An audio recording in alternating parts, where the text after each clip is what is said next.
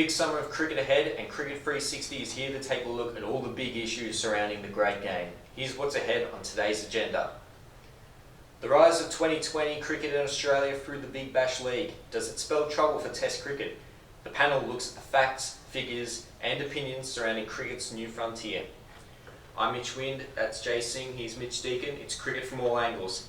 So do we see any good cricket action this weekend? Yeah, we saw the South Australia Redbacks get over the Queensland Bulls, which was a really epic match. A few good players got out.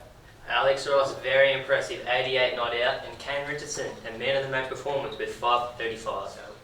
So let's get started and get to the heart of the issue from tonight's agenda.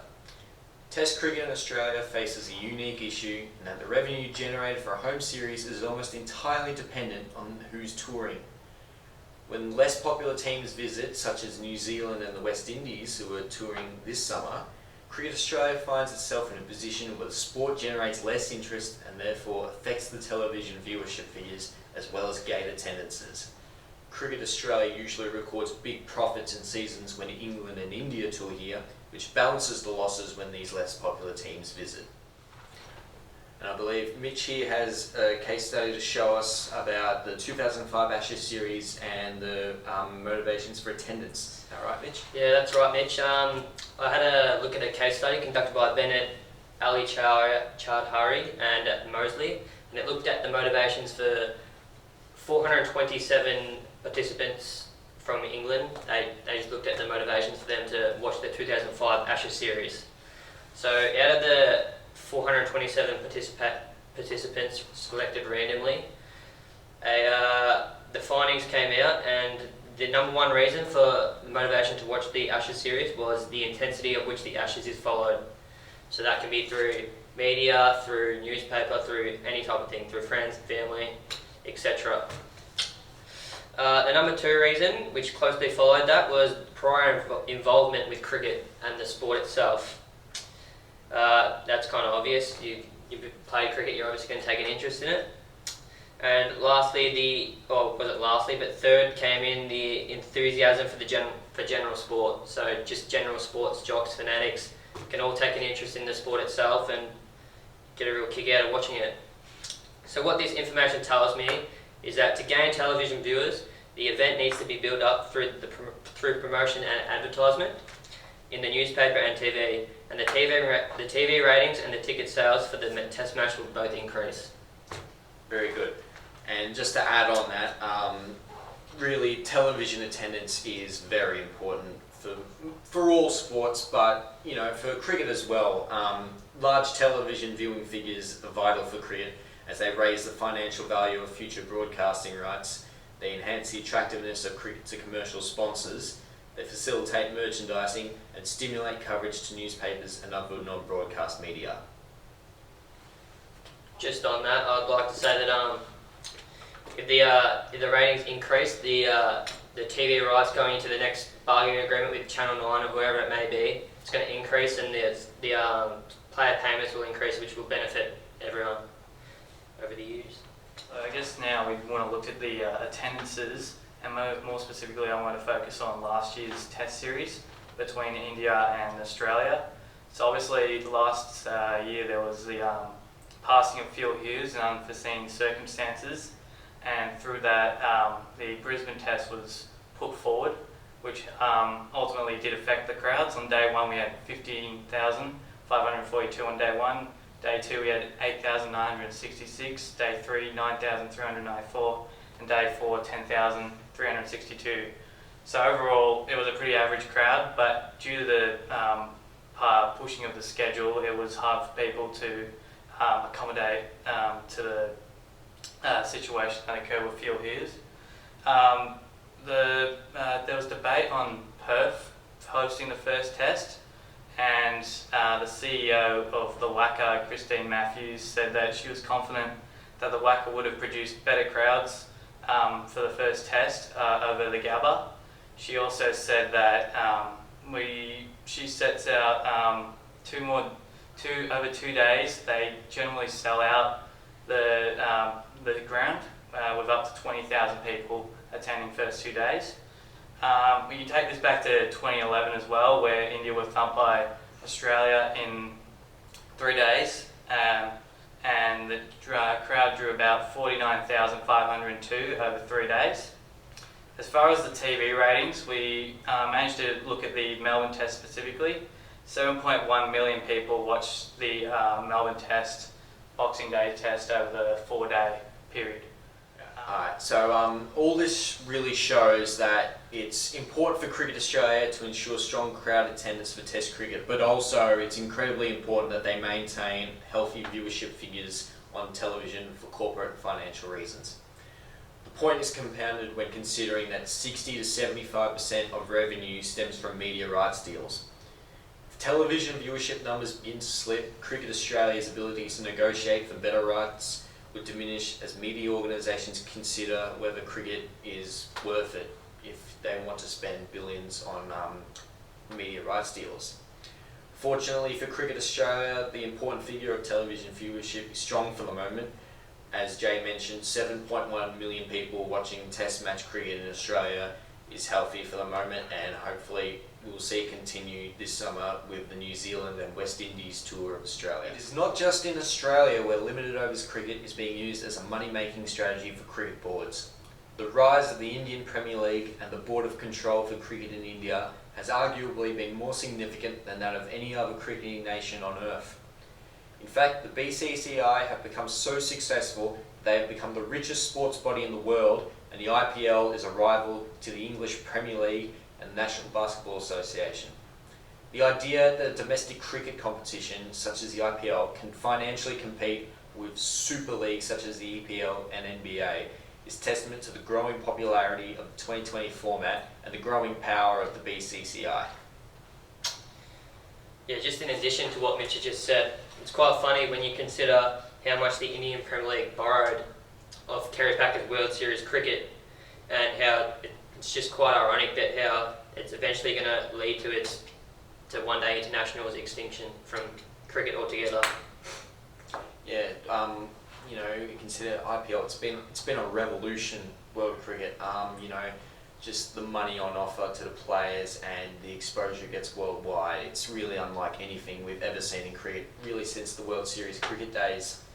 Just as we were, like we were talking about Chris Gale before, and you can't really blame him for not playing for the West Indies national team because he doesn't get the payments that he would like, but he can just go to the IPL or even the Big Bash League eventually.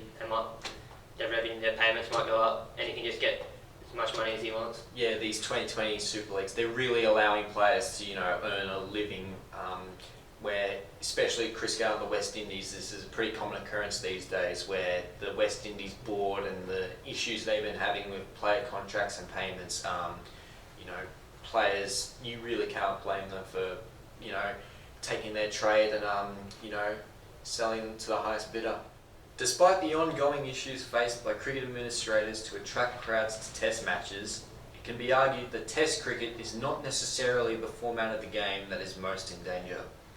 As Test cricket occupies a traditional place in the sport that seemingly will not fade away anytime soon, and the indisputable popularity and profitability of 2020 cricket will last for some time, the onus falls upon 50 overs ODI cricket to generate the crowds and profits. So, with the one-day cricket, I've been looking more at how the A-League has come about, and how in 11 years they've already caught up to cricket in Australia. And my first example will be the South Africa-Australia match that happened last year in the 5-game series. Overall, the crowds were disappointing, with an average of 12,173 people attending, which, if you can compare it to the A-League, Melbourne Victory had 15,747 people. Oh, sorry, not Melbourne Victory, the A-League itself had 15,747 people on average over the first 7 rounds of the season. So, as far as the A-League and cricket in Australia, I'd like to get your guys' thoughts. What do you think has been the biggest factor of the A-League growing over cricket in Australia? Well, the A-League is it's been allowed to have time to develop. You know, I reckon when the A-League first started, I mean, I've never really watched much A-League, but I imagine that when it started, it took a while to find its feet and get going. And I think soccer is, it's entering a new age in Australia where I reckon one day, the next 20 years, I reckon more kids will be playing soccer rather than AFL. So once you got young people, watching A-League, which is played in the summer, which is the important bit. A-League is directly competitive to cricket. So, when they're battling for the same spot, they're battling for the same audience. Generally, one of them's going to come out on top. I just think it all starts at the grassroots, to be honest.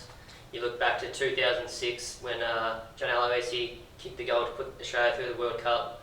The whole of Australia was just in a buzz and really started to grow at the grassroots, and it didn't have as much investment as cricket does with like the old Milo and Kangaroo cricket and all those type of programs that they have. But after that, the government and institutions and all that just started to try to develop it more at the grassroots level, and it just started to grow from there. It started to overtake cricket from that point of view.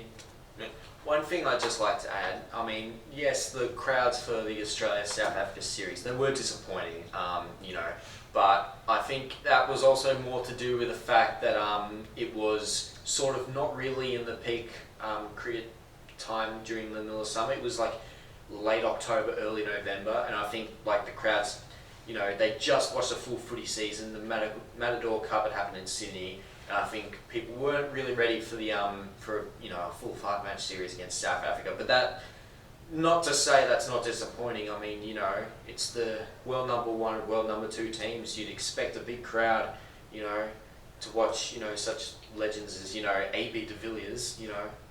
I'd love to watch him play. But as in addition to what Jay's saying, as Dilip Premachandran wrote in his magazine piece for ESPN Cricket Info, the success of the IPL has made it clear that something has to give to accommodate it, and on the current evidence, that something will be the 50-over game. It seems that 50-over cricket is caught in the middle of two warring factions, the staunch traditionalism of Test match cricket and the modern moneybags leagues of 2020. Now, I'll just get your guys' final thoughts about this issue. Anything final you'd like to add or recap? I'd just like to add on to the 50-over cricket. As far as places like Canberra that don't get many one-day matches, during the South African game they got 10,583. The capacity of the stadium is 13,000. So you have to see stadiums like that need to get more people, more attention as far as Cricket Australia. They need to get, because people over at Canberra seem to love coming to see Australians because they don't get much cricket over there. I think you could add Hobart to at least as well. Yeah, Hobart as well. And also pricing's another thing. I think that's a problem as far as the cricket. I found that at the Sydney one-day match, for an adult to get in, it's $50.98.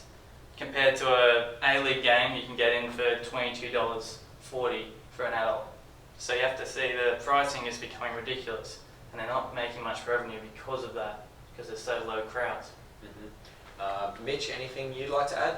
Yeah, I'd just like to say that I think all of us here would agree that the BBL is just a great idea, a great concept, a great competition, and the move it took from Fox Sports in the original season to Channel 10, it really did wonders from the sport at the grassroots levels as well.